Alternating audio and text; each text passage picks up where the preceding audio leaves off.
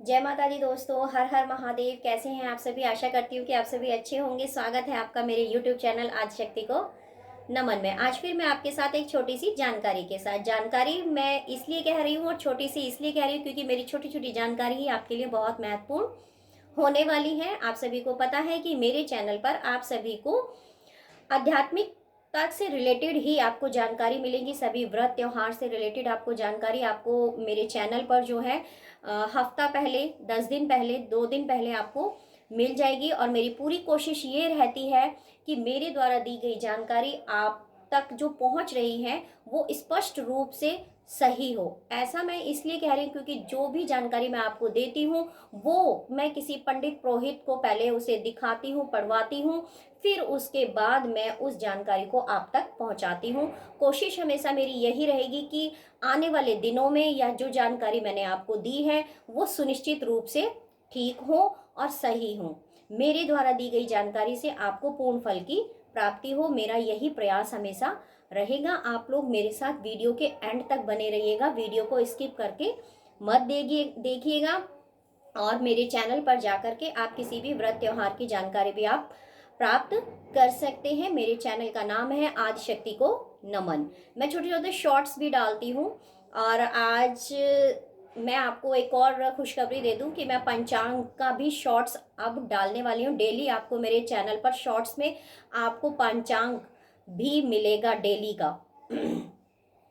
तो मैं आज जो जानकारी आपको देने वाली हूँ वो है अक्षय तृतीया से रिगार्ड। अक्षय तृतीया, अक्षय मतलब जिसका कभी कोई क्षय नहीं होता, तृतीया मतलब तीसरा दिवस, 3 का अंक।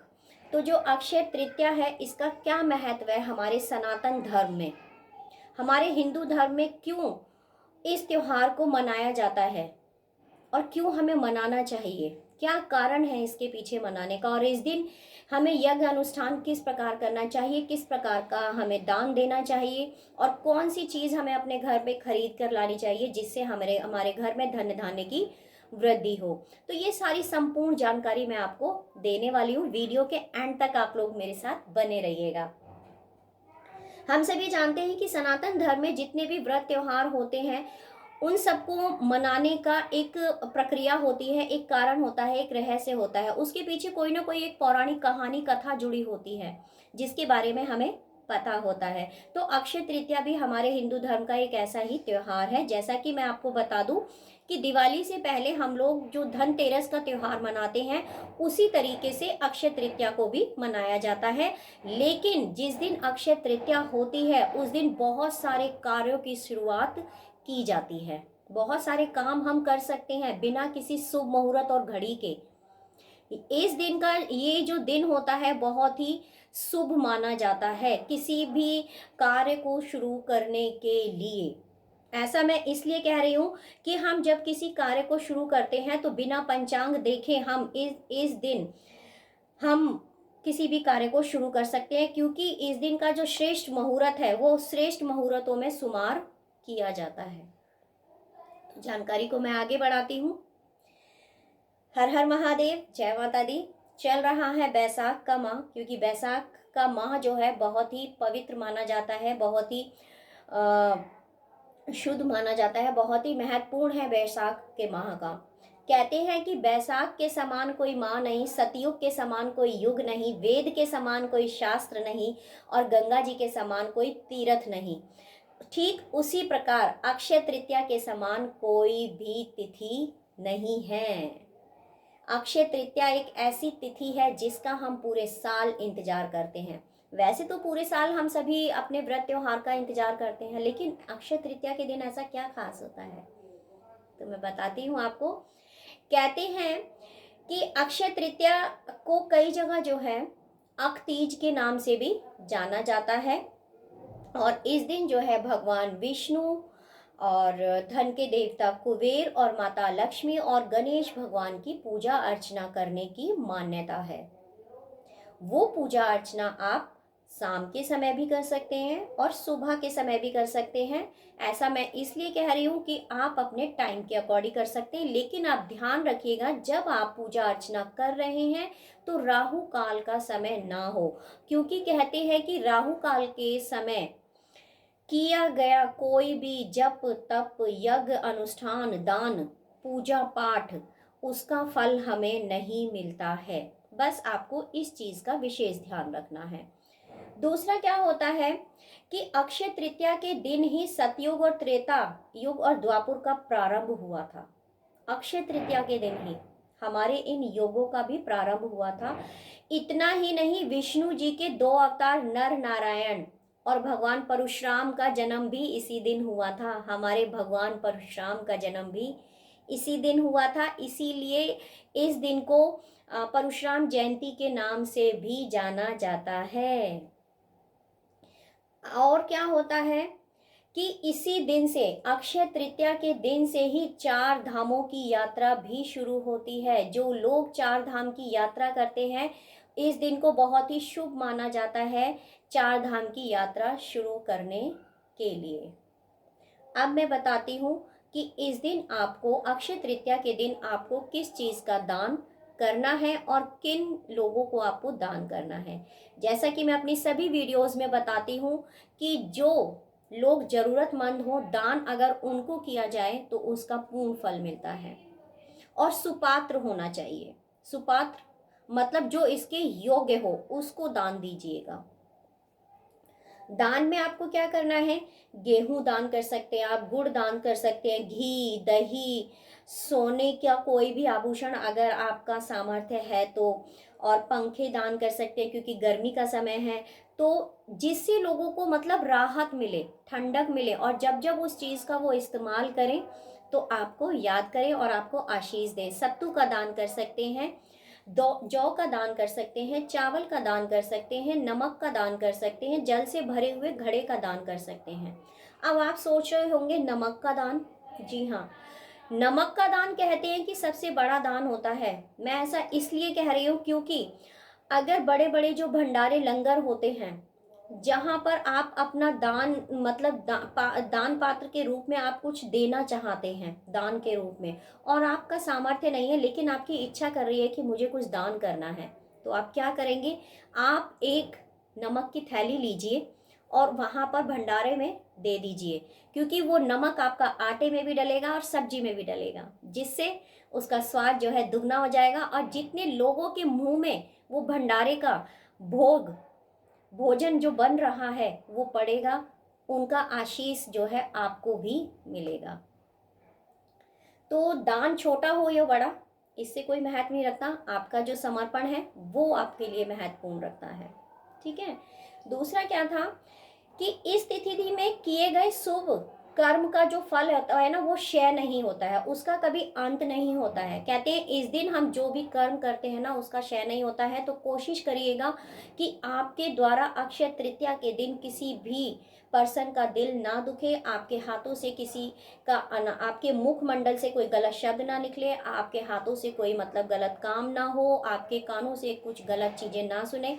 कहने का तात्पर्य है कि आपके संपूर्ण शरीर से किसी भी प्रकार की कोई भी दुख कष्ट किसी सामने वाले को ना पहुंचे। कोशिश करिएगा कि आपके द्वारा जो भी काम हो रहे हैं वो अच्छे हों, उनका क्षय ना हो। ठीक है। तो आप अच्छा करेंगे तो तरक्की होगी, और अगर आप किसी के साथ में गलत करेंगे तो वो आपका बढ़ेगा, तो आप पाप के भागी जरूर बनेंगे। तो एक और चीज है कि महत्वपूर्ण, जो सबसे महत्वपूर्ण बात है ना, बद्रीनाथ के जो पट है ना वो भी अक्षय तृतीया के दिन ही खोले जाते हैं। बद्रीनाथ के जो पट है वो भी इसी दिन खोले जाते हैं। और एक और महत्वपूर्ण बात मैं बताने जा रही हूँ आपको कि अक्षय तृतीया ही एक ऐसा दिन है जहाँ वृंदावन में श्री बिहारी जी के चरणों के दर्शन जो है वर्ष में एक बार प्राप्त होते हैं। बोलो श्री बिहारी लाल की जय। चरणों के दर्शन प्राप्त नहीं होते हैं। यही एक ऐसी तिथि है जिस दिन वृंदावन में बिहारी जी के चरणों के दर्शन हमें प्राप्त होते हैं। पूरे वर्ष भक्त लोग इंतजार करते हैं अक्षय तृतीया के दिन। तो अक्षय तृतीया का हमारे जीवन में बहुत बड़ा महत्व है। दान करने की मैंने बात बता दी आपको। पूजा करने का मैं दोबारा से आपको रिपीट कर देती हूँ। पूजा में आपको क्या करना है कि आपको गणेश भगवान जी लेने हैं, माता लक्ष्मी लेनी है, विष्णु भगवान जी को आपको याद करना है और धन के देवता कुबेर जी को आपको याद करना है। अगर इनकी मूर्तियां आपके घर में हैं तो आप उनको अच्छे से स्नान आदि करा करके उनको तिलक कीजिए, अक्षत पुष्प से उनका तिलक कीजिए। तिलक करने के बाद जो भी आपकी पूजा अर्चना है जिस प्रकार से आप करते हैं वैसे ही आप प्रेम पूर्वक आप पूजा कीजिए और बिल्कुल सरल रूप से। इस पूजा को आप शाम को भी कर सकते हैं और सुबह भी कर सकते हैं। कोशिश कीजिएगा कि आप सुबह के समय इस पूजा को करें ब्रह्म मुहूर्त में। दूसरी बात, अगर आप शाम को इस पूजा को करते हैं तो कोशिश कीजिएगा कि राहु काल, जैसे मैं बता चुकी हूँ कि राहु काल का समय ना हो। और अब मैं आपको एक महत्वपूर्ण चीज़ बताने वाली हूँ कि इस दिन जो है आप अपने घर में क्या खरीद के ला सकते हैं जिससे आपके घर में धन धान्य की उन्नति होगी। कहते हैं कि इस दिन सोना चांदी खरीदना बहुत ही शुभ माना जाता है। अगर आप ये नहीं खरीद सकते हैं तो आप अपने घर में जौ खरीद के लाइए। जौ, उन्हें कनक के समान माना गया है, सोने के समान माना गया है। तो आप जौ खरीद के लाइए और जो जौ आप खरीद के लाते हैं उन्हें आप अपने मंदिर में रखिएगा। मंदिर में रखने के बाद आप उन्हें शुद्ध कीजिएगा। शुद्ध कैसे करने हैं आपको मैं अपनी सभी वीडियोस में बताती हूँ कि पहले आप 4 बार आचमन कीजिएगा। किसी भी चीज़ को शुद्ध करने के लिए आप खुद आचमन कीजिएगा। आचमन करने के बाद जो आपने अक्षत, फूल, पुष्प, रोली आदि वगैरह जो पूजन सामग्री आप पूजा में इस्तेमाल करते हैं, आप सबसे पहले क्या करना है, गंगा जल के छींटे आपको जौ को देने हैं और ये सारी चीज़ें आपको उनको अर्पित करनी है। अक्षत, रोली, पुष्प और धूप दीप का उन्हें दान करना है। ठीक है, तो ये चीज़ें आप उनको दान कर दिया, आपने मंदिर में लाके वो रख दिए।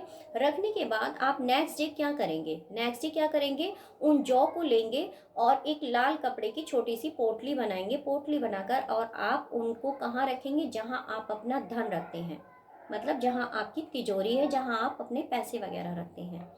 तो आप ऐसा करिएगा, देखिएगा कि अगली अक्षय तृतीया तक आपके सभी काम संपूर्ण होंगे। एक और चीज़ मैं आपको बताऊं इम्पॉर्टेंट, कि इस दिन आप गृह प्रवेश भी कर सकते हैं। इस दिन आप गाड़ी वाहन भी खरीद सकते हैं।